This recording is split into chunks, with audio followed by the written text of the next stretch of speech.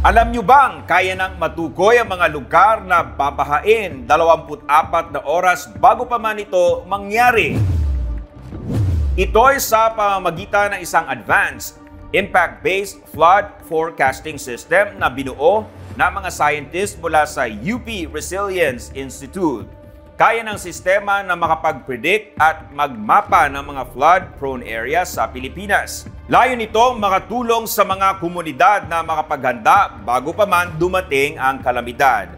Ayon kay UPRI Executive Director Mahar Lagmay, nagamit ang sistema sa naging pagbaha sa Davao, Palawan at Borongan sa Eastern Samar.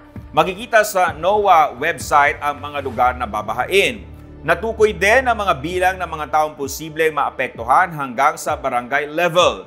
Ginagamit ng flood forecasting system ang pinagsamang rainfall projection at historical flood hazard maps batay sa 100-year rain return period.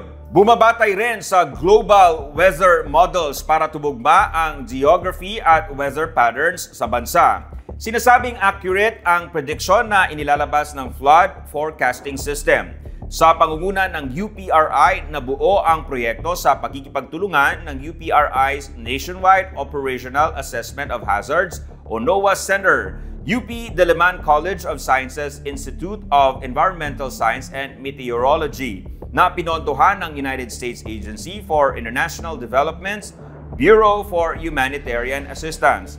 Gumagana at bukas na sa publiko ang flood forecasting system. At maaaring makipagtulungan ang lahat na magbigay ng impormasyon sa pamamagitan ng Lifesaver app, kung saan maaaring mag-report ang sinuman ng pagbahang nararanasan sa kani-kanilang lugar.